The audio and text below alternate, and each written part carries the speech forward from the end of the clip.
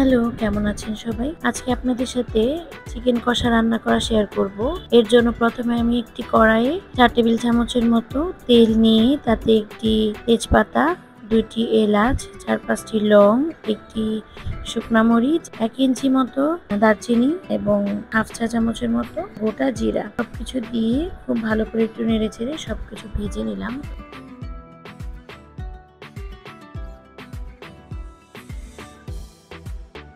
এরপর আমি এখানে একটা বড় সাইজের আলু কেটে নিয়েছিলাম ডুমো ডুমো করে। ওই আলুটা দিয়ে আলুটা একটু লাল লাল করে ভেজে নেব।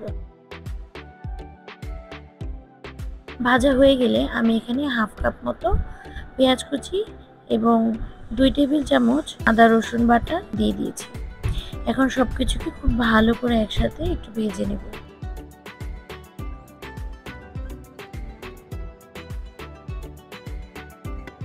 সবকিছু ভাজা হয়ে গিয়েছে, তো আমি এখন এখানে মশলা অ্যাড করছি। এখানে আমি ১ চা চামচ লাল মরিচের গুঁড়া, ১ চা চামচ হলুদ গুঁড়া, ১ চা চামচ ধনিয়া গুঁড়া দিয়ে সবকিছুকে একটু মিশিয়ে নিচ্ছি, যেহেতু আমার মশলাগুলো না হলে পুড়ে যাবে। তো এগুলো মিশিয়ে আমি এখানে সামান্য একটু জল অ্যাড করছি। তারপরে আমি বাকি মশলাগুলো অ্যাড করব। তো জল দেওয়ার পর আমি সবকিছুকে একটু মিশিয়ে নিচ্ছি।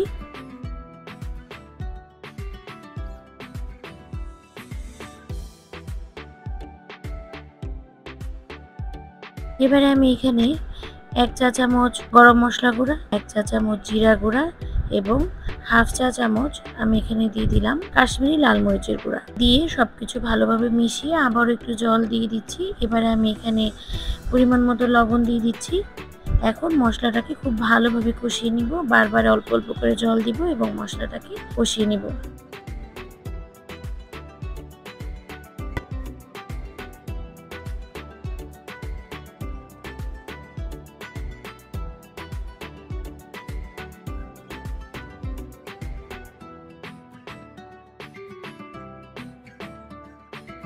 তো আমি ৩-৪ বারে অল্প অল্প করে জল দিয়ে মশলাটাকে কষিয়ে নেওয়ার পর এখানে মাংসগুলো দিয়ে দিচ্ছি। মাংসগুলো দিয়ে মশলাটার সাথে খুব ভালো করে মাংসটাকে মিশিয়ে নিব এবং একটু ভাজা ভাজা করে নিব।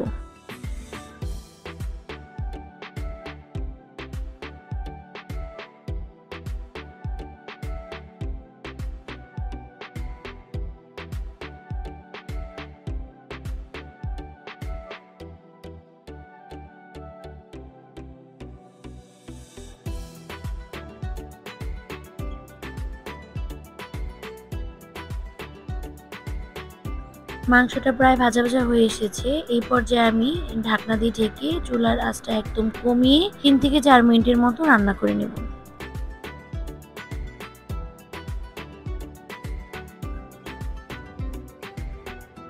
৪ মিনিট পর আমি ঢাকনাটা তুলে নিচ্ছি। আমি কিন্তু এখনো পর্যন্ত কোনো জল এখানে দেই নাই।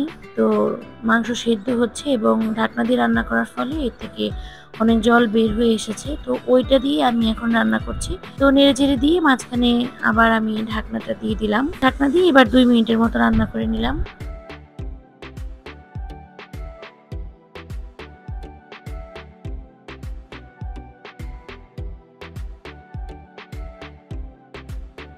এবারে আমি এতে জল এড করব। জলটা আপনারা নিজেরা বুঝে দিবেন। কেননা এখানে মাংস ৮০% এর মতো কিন্তু সেদ্ধ হয়ে গিয়েছে। তো এখন আপনারা যে যতটুকু ঝোল রাখতে চান সেই অনুপাতে জল এড করবেন।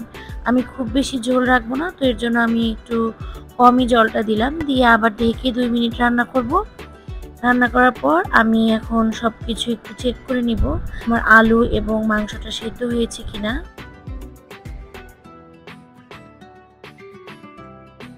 তো আলু আর মাংসটা কিন্তু সেদ্ধ হয়ে গিয়েছে।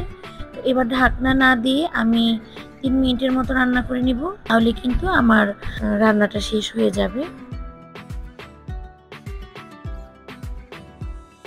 তো এই যে আমার রান্নাটা কিন্তু শেষ। আমি এখন তুলে নিচ্ছি। মাংসটা কিন্তু খেতে অনেক মজার হয়েছিল। আপনারা একবার এভাবে রান্না করে দেখবেন। আর কেমন লাগলো অবশ্যই জানাবেন। ধন্যবাদ সবাইকে।